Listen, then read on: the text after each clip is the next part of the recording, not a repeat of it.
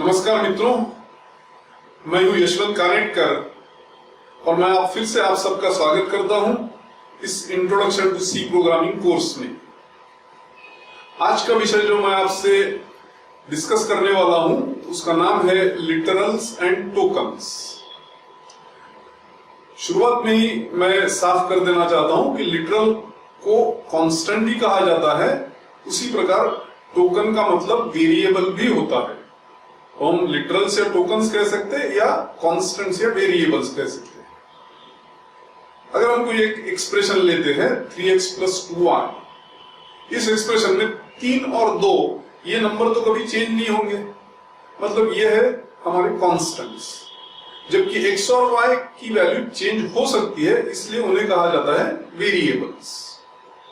फिर एक बार मैं दोहराता हूं, जो चीज बदलती नहीं है वो है कांस्टेंट या लिटरल, और जो चीज बदल सकती है, जिसकी वैल्यू बदल सकती है, वो है वेरिएबल या टोकन।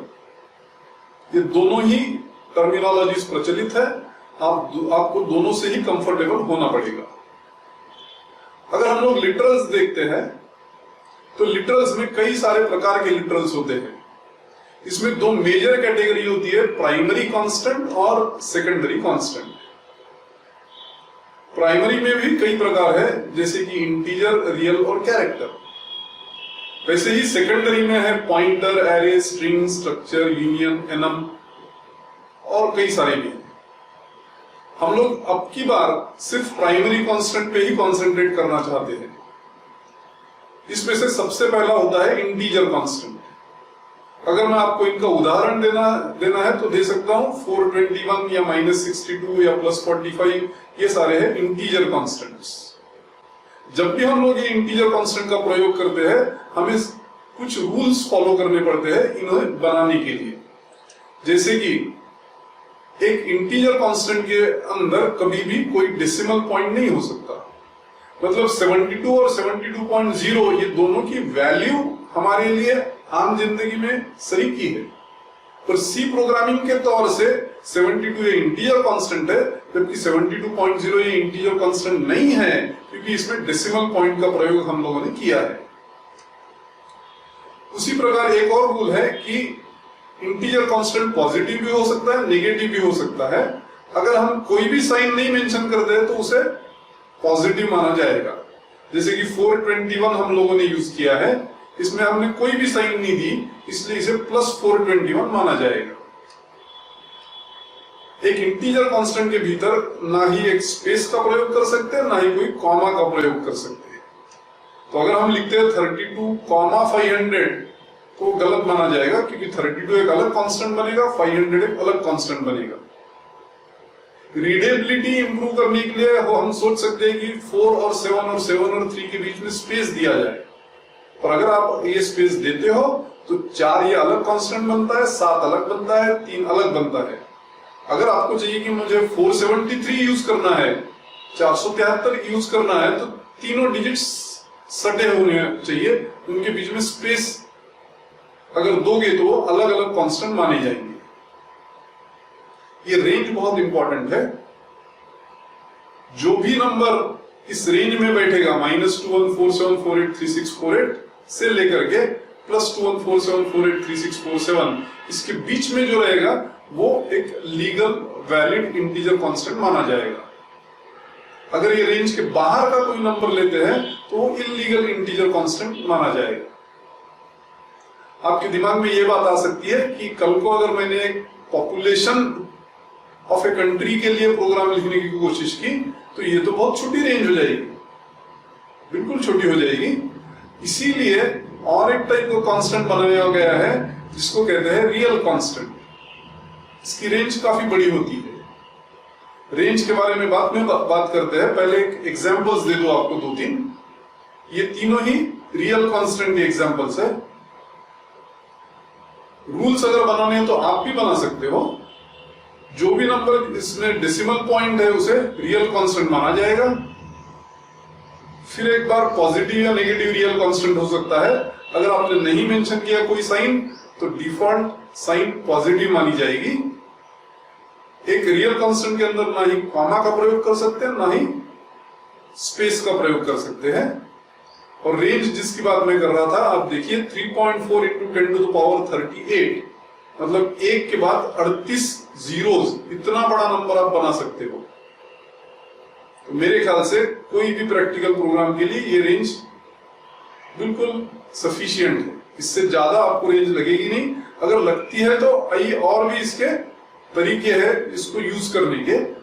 फिलहाल के लिए हम लोग सिर्फ वैलिड फ्लोट रेंज से ही काम चलाएंगे, जो कि 3.4 इंटू 10⁻38 तक जा सकती है।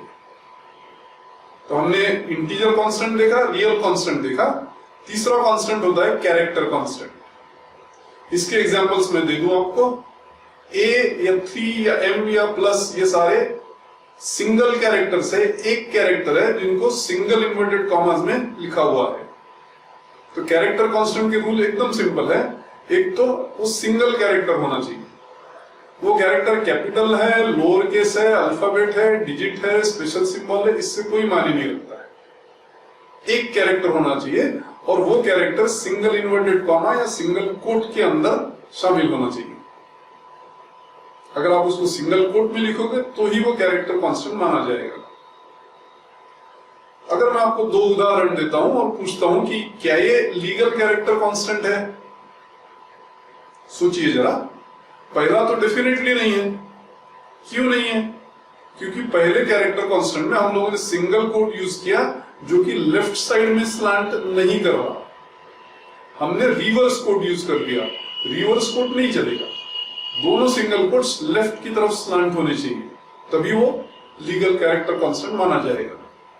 और दूसरा तो बिल्कुल साफ तरीके से गलत है, क्योंकि नागपुरी कोई सिंगल कैरेक्टर नहीं है, इसमें 6 कैरेक्टर्स है। बल्कि रूल आपका क्या कहता है कि एक सिंगल कैरेक्टर होना चाहिए, इसलिए दूसरा भी उदाहरण गलत है। तो इंटीजर कांस्टेंट, रियल कांस्टेंट और कैरेक्टर कांस्टेंट, तीनों के रूल्स हम लोगों ने समझ लिए हैं। अब देखते हैं सी में कौन से प्रकार के वेरिएबल्स होते हैं। वेरिएबल्स और आइडेंटिफायर्स मैं पहले ही बता चुका हूं, दोनों बिल्कुल सेम है, दोनों के अलग अलग नाम है बस। इसमें भी प्राइमरी कांस्टेंट है और प्राइमरी वेरिएबल्स है और सेकेंडरी वेरिएबल्स है। ऐसा क्यों है? क्योंकि हर कंप्यूटिंग लैंग्वेज एक रूल जरूर फॉलो करती है। वो कौन सा रूल है? कि एक प्रकार का कांस्टेंट उसी प्रकार के वेरिएबल में स्टोर करना होता है। मतलब कैरेक्टर कांस्टेंट कैरेक्टर वेरिएबल में स्टोर होगा, इंटीजर कांस्टेंट इंटीजर वेरिएबल में स्टोर होगा, रियल कांस्टेंट रियल वेरिएबल में स्टोर होगा।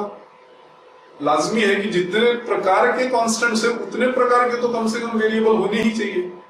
इसलिए आप देख रहे हो कि इंटीजर, कैरेक्टर और रियल वेरिएबल्स है, उसी प्रकार सारे प्रकार के सेकेंडरी वेरिएबल्स भी है।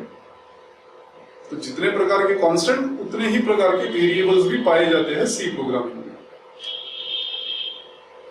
अब देखते हैं कि मेमोरी में क्या होता है जब हम लोग इन कांस्टेंट और वेरिएबल्स का प्रयोग करते हैं। जैसे कि ह्यूमन मेमोरी होती है जिसमें कई सारे सेल्स होते हैं, कंप्यूटर के मेमोरी में भी ऐसे मिलियंस ऑफ सेल्स होते हैं।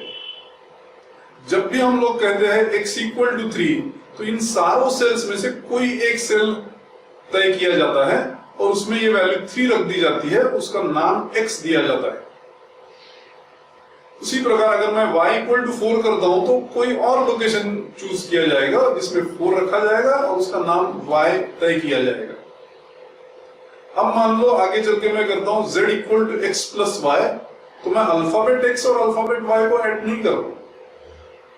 x के अंदर जो वैल्यू है और y के अंदर जो वैल्यू है इनका जोड़ कर रहा हूं, मतलब 3 + 4 ये ऑपरेशन मैं कर रहा हूं।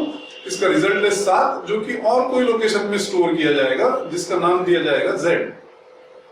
अब अगर मैं आगे चल के करता हूं प्रिंट z, तो अल्फाबेट z प्रिंट नहीं होगा। z लोकेशन के अंदर जो वैल्यू है जो कि है 7, वो वैल्यू प्रिंट की जाएगी। मतलब x y z क्या बन गए? अलग अलग लोकेशन के नाम बन गए। अगर मान लो आगे चल के मैं करता हूं x = 5, ये करने पर x के अंदर की जो वैल्यू है 3, ये ओवरराइट हो जाएगी किससे? 5 इस वैल्यू से। मतलब क्या? x की वैल्यू चेंज हो गई, इसीलिए उसको वेरिएबल कहा जाता है। इसका मतलब क्या? इसका मतलब वेरिएबल से 2 मीनिंग जुड़े हुए हैं। एक तो ऐसी एंटिटी जिसकी वैल्यू चेंज हो सकती है उसे वेरिएबल कहा जाता है। जैसे कि x की वैल्यू चेंज हो गई, पहले 3 थी बाद में 5 हो गई। और दूसरा मीनिंग क्या एसोसिएट किया जाता है वेरिएबल से, कि वो एक नाम दिया गया है लोकेशन के लिए। जब भी हम लोग इस नाम का प्रयोग करेंगे उस लोकेशन के अंदर जो वैल्यू स्टोर की है वो यूज की जाएगी। तो ऐसे दो भिन्न मीनिंग वेरिएबल के साथ एसोसिएटेड है। ये दोनों को आप लोगों ने अच्छी तरह से समझ लेना चाहिए। अब मान लो मैं आपको कुछ कांस्टेंट्स देता हूं 3, 3.0 और सिंगल कोट 3। इनको देखते से आप बोल सकते हो कि पहला है इंटीजर कांस्टेंट, दूसरा है रियल कांस्टेंट और तीसरा है कैरेक्टर कांस्टेंट। मतलब क्या कि कांस्टेंट को देखते से ही आप बोल सकते हो कि इसका प्रकार क्या है, इसका टाइप क्या है। जबकि अगर मैं आपको वेरिएबल्स दूं ए बी सी, तो सिर्फ इनको देख करके आप इनके टाइप के बारे में कुछ भी चर्चा नहीं कर सकते। क्योंकि अगर आपने कहा कि ए ये रियल वेरिएबल है, मैं बोलूंगा बिल्कुल नहीं, इसमें मैं -35 स्टोर करने वाला हूं, जिससे वो तो एक इंटीजर वेरिएबल हो जाएगा। मतलब सिर्फ वेरिएबल को देख करके हम लोग उसका प्रकार तय नहीं कर सकते। तो फिर कैसा तय करेंगे? तय करना तो जरूरी है, क्योंकि जब तक हम लोग ये नहीं तय करते कि इस वेरिएबल का टाइप कौन सा है, तो उसमें कौन से ऑपरेशंस परमिट करेंगे और कौन से नहीं होंगे, ये डिसाइड नहीं हो पाएगा। इसलिए बहुत जरूरी है कि वेरिएबल के टाइप भी आइडेंटिफाई करते आने चाहिए। तो उन्हें किस प्रकार से आइडेंटिफाई किए जाएंगे? बिल्कुल सिंपल तरीका है। ये वेरिएबल जब भी आप यूज करते हो उसके पहले उनका टाइप मेंशन कर दीजिए। जैसे कि इंट ए, फ्लोट बी, कैर सी। इससे क्या हो जाएगा? हम लोगों ने खुद ही बताया कि इनका टाइप क्या है, तो अब कोई दुविधा नहीं रही, कोई संभ्रम नहीं रहा कि इनका टाइप कौन सा है, क्योंकि हम लोगों ने ही खुद ने टाइप डिक्लेयर कर दिया है। मतलब कांस्टेंट का टाइप उसको देख करके बता सकते हो, वेरिएबल का टाइप आपको बताना पड़ेगा। अगर मान लो मैं वेरिएबल का नाम एबीसी के बदले XYZ या ABC 1 2 3 या 1 2 3 ABC ये देता हूं, तो ये चलेगा कि नहीं चलेगा? मैं बताता हूं आपको कि पहले दो तो सही रहेंगे पर तीसरा सही नहीं रहेगा।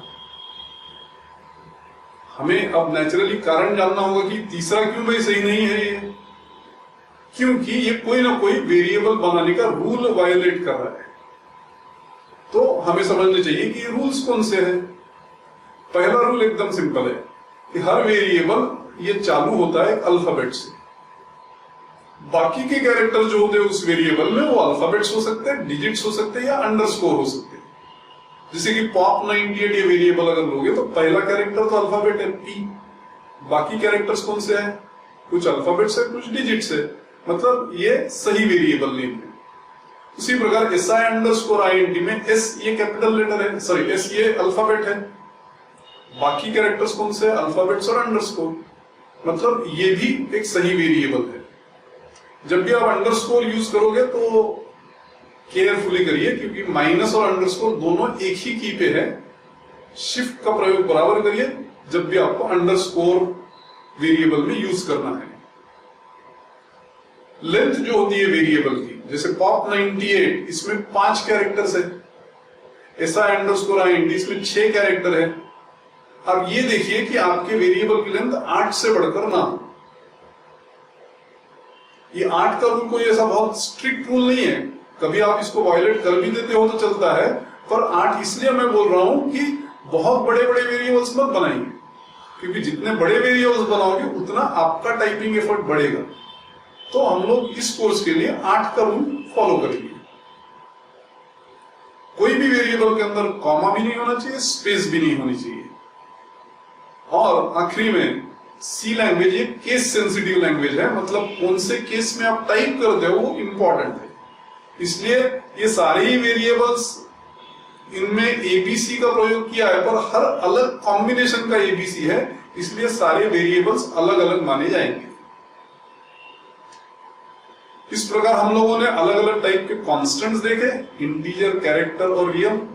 अलग अलग टाइप के वेरिएबल्स देखे, वेरिएबल के एसोसिएटेड 2 मीनिंग देखे कि एक है कि जो चेंज हो सकता है इसलिए वेरिएबल कहलाता है, दूसरा है कि वेरिएबल ये लोकेशन को दिया हुआ नाम है। और ये नाम देते समय कौन से रूल्स फॉलो करने चाहिए वो भी हम लोगों ने इस लेक्चर के अंदर देखे हुए हैं। ये सोच लीजिए, समझ लीजिए, इसी के ऊपर आगे चल के हम लोग प्रोग्राम्स बिल्ड करना चाहते हैं। धन्यवाद।